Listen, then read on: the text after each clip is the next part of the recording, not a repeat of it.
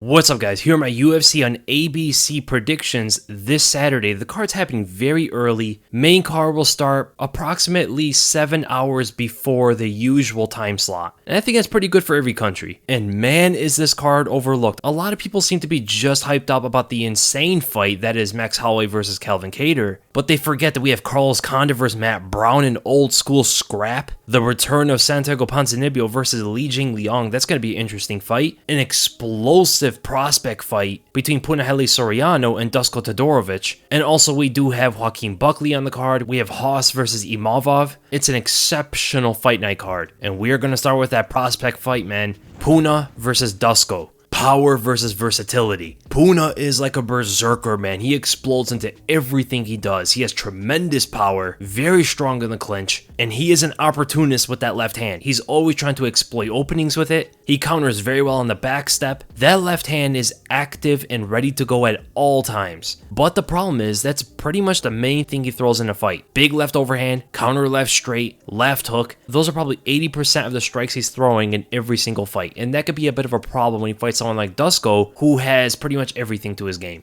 He's a good kicker, he's good with boxing combinations, he's better with his takedowns, he's much better with control on the ground. His ability to pass the guard is going to be tough for Puna to stop in case he does get on his back. And Dusko has quaking ground and pound, man. He delivers so much damage when he gets on top of you. It's definitely the last place Puna wants to be in this fight. But the thing about Dusko is, there is a bit of a lazy factor to his striking. It's like he lulls his opponent to sleep before he explodes on them, almost like a Yoel Romero, but not with the same kind of explosion. He's actually not that fast with a lot of things he does. It's just the right hand that is quick. He will dart in with that right hand out of nowhere, and that usually starts his combinations. He'll stick to close range right in front of you, and he will mix up the targets from body to head with many different kind of punches, and he always has a takedown ready to counter anything you throw at him. In this case, Puna's left overhand. But that lazy factor, it scares me a bit fighting a guy like Puna, because Dusko straight legs every punch he throws. He's never bending at the knees. He kind of bends at the hips to throw overhands and uppercuts and go for takedowns and stuff like that. And that is never a good stance to have against someone as powerful as Puna, right? If you are straight legging everything you do, even your defense, your head movement is you standing straight up tall and just moving your head around, one shot from Puna around the guard and that is going to be lights out. Puna is way faster than Dusko,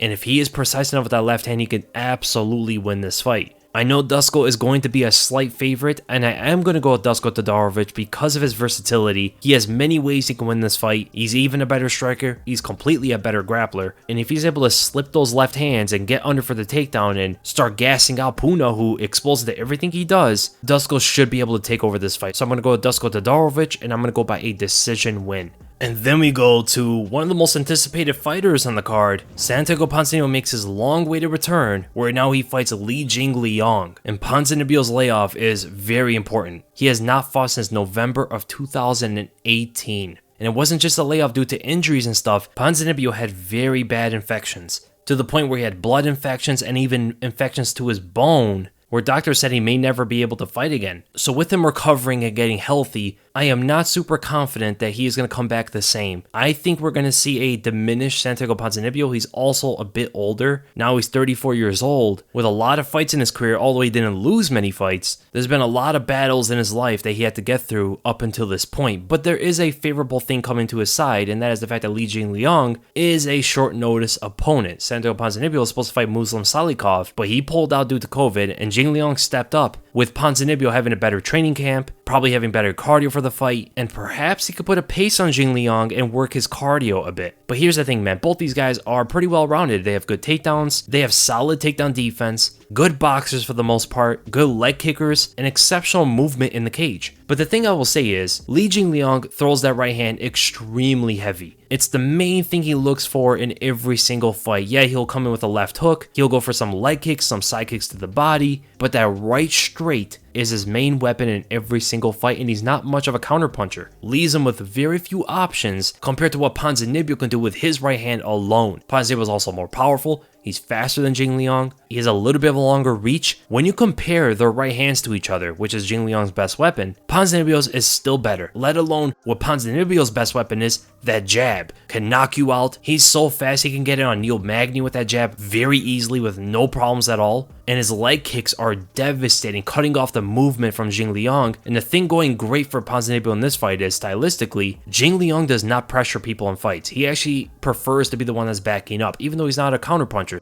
And that is a bit counterintuitive, right? Jingliang likes to back up, but he also doesn't counterpunch. That's going to make this fight a big problem for him if Ponzinibbio is able to put the pace on him, pressure him with the jab, cut him off with leg kicks, and especially cutting off the cage. Ponzinibbio's lateral movement is much more efficient than his linear movement. He's way better moving left and right, cutting you off, finding angles, then moving forward and back on you, which is why you always want to be the one that's pressuring Ponzinibbio backwards, just like Mike Perry did. Mike Perry gave Ponzinibbio one of his hardest fights because of the fact that he pressured Ponzinibbio, made it a dogfight and pushed him backwards. It's because Ponzi's linear movement is not that great, but I don't see that being a big problem in this fight. So my prediction for this fight, I'm going to go Santiago Ponzinibbio, and I don't see a knockout. I think Jingliang's chin is good enough to take Ponzinibbio's shots, which is saying something. So I'll go by a decision for Santiago Ponzinibbio in a successful return. And then we go to the co-main event. The battle of the old school fighters, Carlos Condit versus Matt Brown. It's crazy these two never fought each other before. I mean, that's over 80 professional fights between them. That is insane. But here's the biggest thing coming to this. Out of the two, at least Carlos Condit has evolved a bit.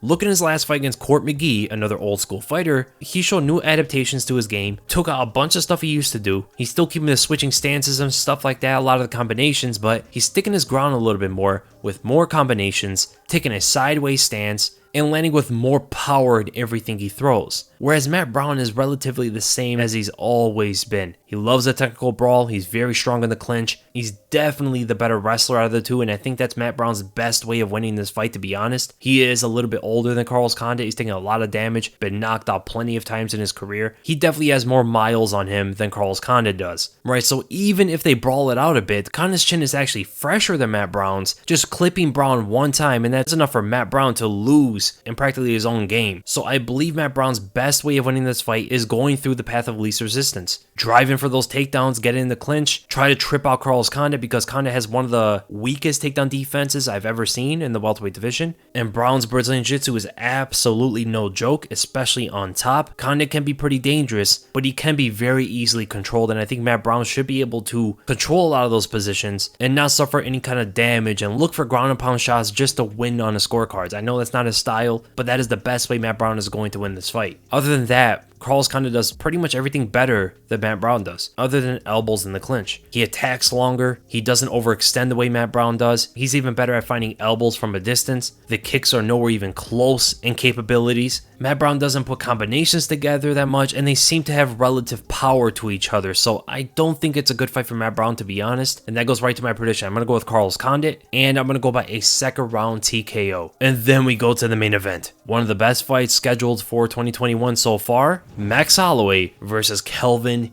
Kattar. Volume versus power. And that is not to degrade any of Calvin Kattar's boxing skills because, frankly, he's a better technical boxer than Max Holloway is. But Max Holloway is a better kickboxer than Calvin Kattar, right? Kattar doesn't kick too much. Some of Holloway's best attacks are from his kicks, and he sets them up very well off his punches. And because of that, he's going to have more variety to his striking overall. Now, the thing about both these fighters is the fact that they love to feel out the first round. You're not going to see a lot of action in the first round from both these guys. The real fight is really going to start probably mid-second round all the way till the end of the fifth round. The first round and a half to 2 rounds is going to be a bit of a feeling out process, I believe. Calvin Kattar has a very educated left hand. The jab and left hook is always to find an opening on the opponent, and he uses that first round just to see their tendencies. He'll throw it out there, see what they do, see the opening, and then he exploits on it later. Max Holloway, on the other hand, will throw a lot of feints in front of you. He'll simply just switch stances in front of you just to see what you do. He'll paw at your hands. He has a lot more tricks to his game to figure you out before he starts to snowball on top of you with that momentum. And that is going to be the biggest problem for Calvin Kattar in this fight. How he's going to stop Max Holloway from essentially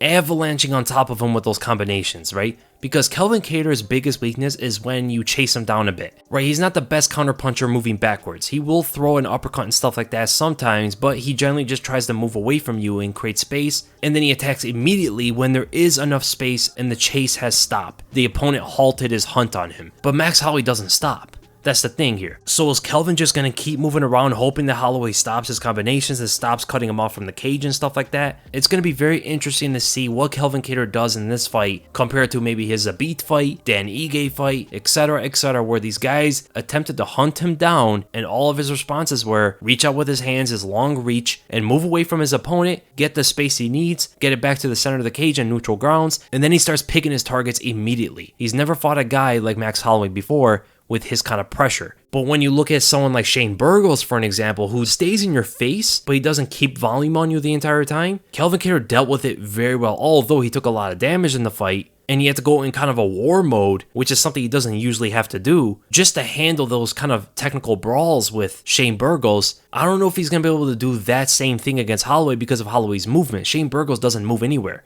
He stands right in front of you the entire time. So if you see Kattar start throwing out big right hands and stuff like that, Holloway is going to move away from those. So I could see it being a bit of a frustrating fight for Calvin Kattar as the fight starts playing out. I think in the mid rounds, like second, third, and maybe fourth, maybe like part of the fourth round, I see Kattar landing some good shots on Holloway, going to the body, going to the legs, and maybe try to implement a bit of what Dustin Poirier did to Max Holloway by trying to be very aggressive in those mid rounds, maybe even early in the fight, not allow Holloway to download any kind of data, and perhaps chase him down with the right hand and stuff like that. Kattar has also thrown many of these shift combinations that Dustin Poirier was able to catch Holloway with, but that's going to require a different kind of game plan and strategy from Kattar that we're not used to seeing from him, right? And even though he has a longer reach, about 3 inches over Max Holloway, Holloway's the kicker. He could stay from a farther distance, laying spinning kicks to the body and leg kicks all day, trying to go to the head here and there, and that is going to put the boxer in a lot more trouble than he anticipates.